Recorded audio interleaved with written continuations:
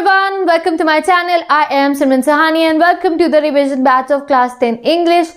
आज हम पढ़ेंगे क्लास 10 इंग्लिश की पोम जिसका नाम है अमांडा के most important long and short question. अगर आपको अमांडा के एमसीक्यूज चेक करने हैं या अमांडा पोएम पढ़नी है तो डिस्क्रिप्शन बॉक्स में 2 प्लेलिस्ट गिवन है। एक क्लास इंग्लिश 2023 बैच की जिसमें सभी चैप्टर्स का पोएम का एक्सप्लेनेशन गिवन है और एक रिविजन बैच प्लेलिस्ट गिवन है जहाँ आपको हर एक चैप्टर के MCQ long and short question की वीडियोस मिल जाएंगी। So go and check the description box for other chapters. और हम स्टार्ट करते हैं अमांडा के most important long and short question से। तो पहला क्वेश्चन है Who was Amanda? What idea do you form about her through the poem? तो ये जो चैप्टर पोएम अमांडा है guys, exam point of view से बहुत ज़्यादा इंपॉर्टेंट है। इसमें से आंसर क्वेश्चन आना बहुत मस्ट हो सकता है आपके एग्जाम में कि इससे क्वेश्चन डेफिनेटली आए। तो चलो देखते हैं। अमांडा एक छोटी बच्ची थी, स्कूल जाती थी, ठीक है। She loved fairy tales like Rapunzel and mermaids उसे पसंद थी।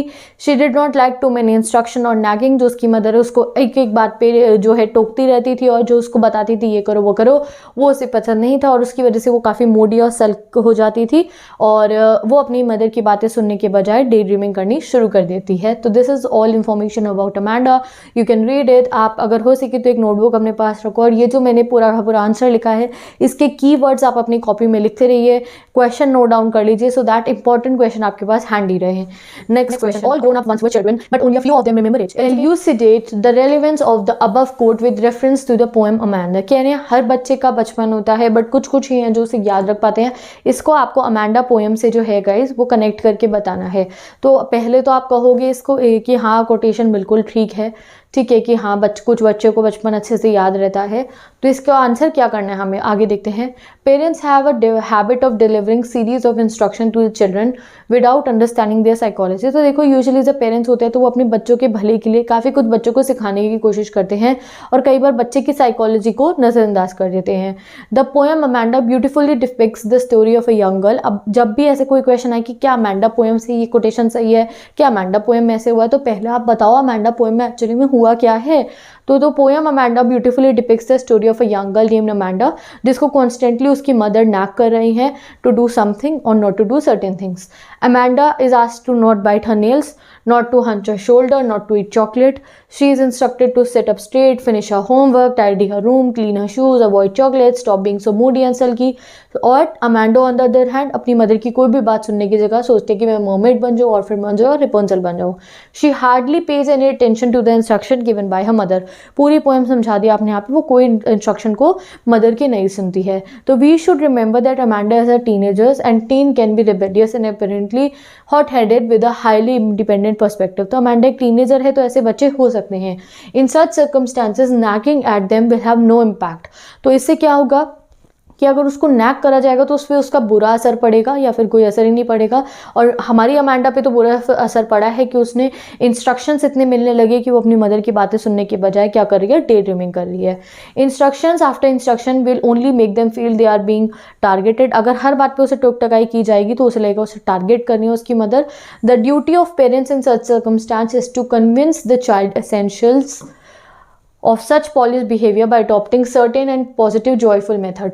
और पेरेंट्स का क्या उसमें रोल रहना चाहिए कि जो बातें हैं इंस्ट्रक्शन है बच्चों को सही से रहने के लिए, जो अच्छी अच्छी हैबिट सिखानी है वो उन्हें नैगिंग करे बिना उन्हें प्यार से समझानी चाहिए।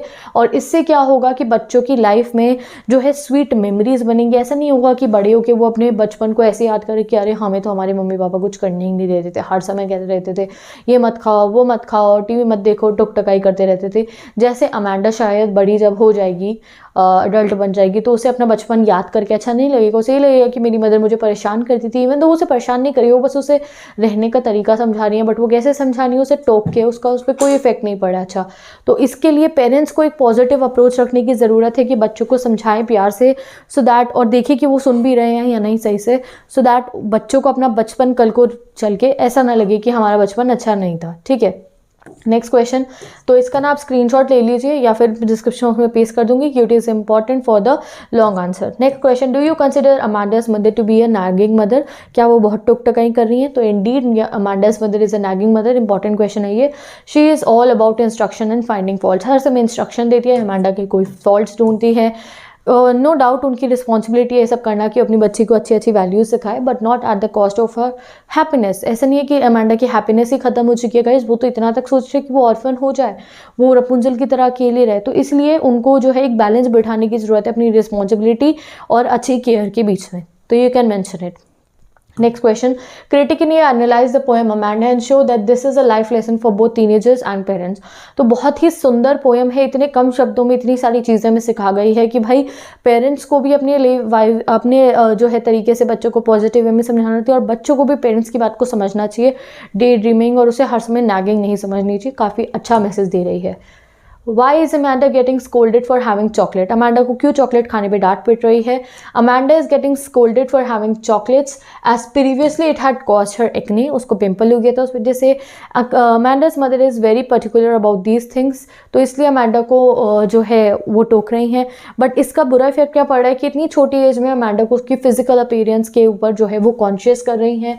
It is very sad that such a young age Amanda is made to worry about her natural about her physical appearance. Natural experience नहीं है, फिजिकल एक्सपीरियंस, फिजिकल अपीयरेंस है, सॉरी फॉर द एरर। तो इतनी छोटी सी as में उस बच्ची को ये सिखाया जा रहा है कि तुम्हें पिंपल हो जाएगा तो तुम सुंदर नहीं दिखोगी, तुम्हें अपनी फेस को सुंदर रखना है, ब्यूटीफुल रखना है। तो उसको ये सब चीज़ों से अवेयर कराया जा रहा है। रदर देन वो तो उसका तो गुड हैप्पी जॉली डेज है, जो खाए जो करे वो अपना अच्छे तरीके से एंजॉय करे, टीवी देखे, पढ़े भी साथ में। उसको फिजिकल अपीयरेंस के लिए क्यों वो अवेयर करानी है अभी? तो ये चीज़ उसके दिमाग में अब घर कर जाएगी। कल को जब बड़े होगे, जब उसको पिंपल होगा तो शी विल बी लाइक अरे मेरे साथ ये क्या हो गया है, एंड वो फिर वो सब करेगी। वो फेस वॉश पे फेस वॉश खरीदना और क्रीम लगाना and all that. But pimple तो होना नॉर्मल है, होगा और चला जाएगा। तो उसकी मदद जो कर रही है उससे उसके कहीं ना कहीं गलत इम्पैक्ट पड़ सकता है। ठीक है, नेक्स्ट क्वेश्चन पे चलते हैं। Amanda imagined herself to be Rapunzel, yet would not like to do what all she did. Identify and state the reason for her decision. हम वो अमांडा कहते कि मैं रपुंजल की तरह टावर में बंद हो जाऊंगी, बट कहते हैं मैं रपुंजल की तरह अपने बालों को ऐसे यूं नीचे नहीं करूंगी खिड़की में से, क्योंकि ना ही मैं चाहती हूँ कोई मुझसे मिलने उस टावर में, ना ही मैं उस टावर से बाहर जाना चाहती हूँ। तो ये क्या शो हो रहा है? तो ये शो कर रहा है कि अमांडा को किसी के साथ नहीं रहना है, and she doesn't want to escape with the prince like Rapunzel. उसे अकेलापन चाहिए। वो इतनी ज़्यादा परेशान हो गई है गाइस कि उस बच्चे को अकेलापन चाहिए।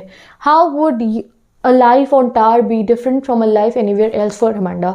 क्यों अमांडा को लगता है कि टावर की लाइफ काफ़ी अच्छी होगी? क्योंकि लाइफ इन अ टावर में अगर अमांडा टावर में अकेली रह रही होगी रपुंजल की तरह, तो कोई उसके उस टावर में उसको नैक करने के लिए नहीं आएगा।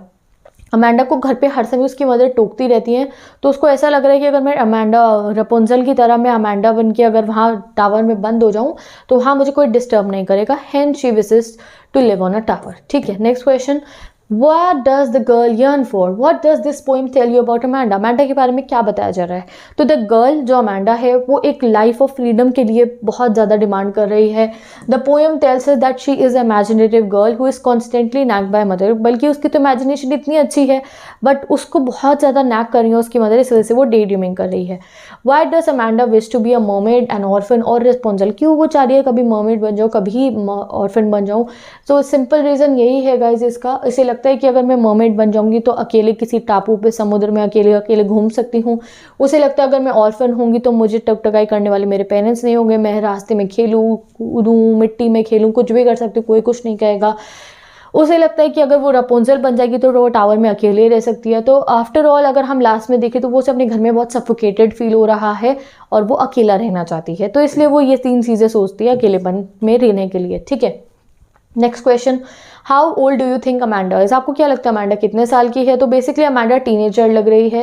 ये एक ऐसी एज होती है जहाँ चाइल्ड को एक फ्रीडम की ज़रूरत होती है और उन्हें अच्छा नहीं लगता है कि बार बार उन्हें कोई टोक रहा है। The poet advises Amanda to take care of her acne which commonly appears on the face of her teenager. तो जिस तरीके से जो है उसकी मदर ने उसे एडवाइस करा था एक्ने के लिए, तो एक्ने तो ज़्यादातर जो है टीनेजर्स को होते हैं, पिम्पल्स एंड ऑल दैट। तो ये हमें दर्शाता है कि शायद वो एक टीनेज गर्ल है। Why does Amanda seems Moody most of the times? क्यों वो ज़्यादातर मूडी रहती है? तो अमांडा मूडी इसलिए रहती है क्योंकि she is trying to make an escape from her sorry reality where she is nagged most of the times. तो जो उसके घर है ना जहाँ पे उसको बार बार टुकटकाई होती है, तो वो उससे दूर अपनी दुनिया में खुश रहती है, डे ड्रीमिंग करती रहती है, इसलिए वो हमेशा मूडी रहती है। ठीक है, तो her only defence against such reality is her imagination very often escapes. जब भी उसको टोक टकाई होती है तो उसके पास एक ही अपना तरीका होता है भागने का उससे, वो है उसकी डे ड्रीमिंग। सो जब वो डे ड्रीमिंग कर रही होती है तो उसकी मदर को लगता है क्या मूडी बन के बैठी है, बट वो तो अपने सपनों के शहर में है ना, तो it makes her look moody and uninterested. Next question, childhood blooms and bounces with the wind of innocence and fanciful fantasy. Any kind of outside or forceful restriction is completely unbearable to child. If he is nagged and alienated or scolded, he may feel alienated and withdrawn. But nagging is not a good option in the context of poem Amanda. Write a paragraph on effect of parental nagging. तो भाई ये ऐसा कोई question शायद कभी long answer में आपको आ सकता है, क्योंकि सैम्पल पेपर में तो ऐसी डिफिकल्टी लेवल के क्वेश्चन होते हैं। तो यहाँ लिखा हुआ है पूरी लाइन्स में, अब जितना भी आप पता है आपको कि ऐसा अगर कोई क्वेश्चन है तो ये जितना क्वेश्चन में आपको पूरा मटेरियल दे रखा होता है यहाँ से आप अपना पैरा बना सकते हो। क्या कह रहे हैं कि चाइल्डहुड में बहुत इनोसेंस होता है बच्चे को, बट उस बच्चे को बाहर से आता हुआ नैगिंग रिस्ट्रिक्शन पसंद नहीं होती है। ओके गाइस, तो ये पैराग्राफ मैंने डिस्क्रिप्शन बॉक्स में पेस्ट कर दिया, यू कैन रीड इट। और with this we are ending this video. हम मिलते हैं नेक्स्ट वीडियो में जहां हम नेक्स्ट चैप्टर नेक्स्ट पोएम के इंपॉर्टेंट क्वेश्चन चेक कर रहे होंगे। डिस्क्रिप्शन बॉक्स में सारी प्लेलिस्ट मैंने अटैच कर दी है। तो नाम going, bye bye, take care, best of luck. मिलते हैं हम नेक्स्ट वीडियो में।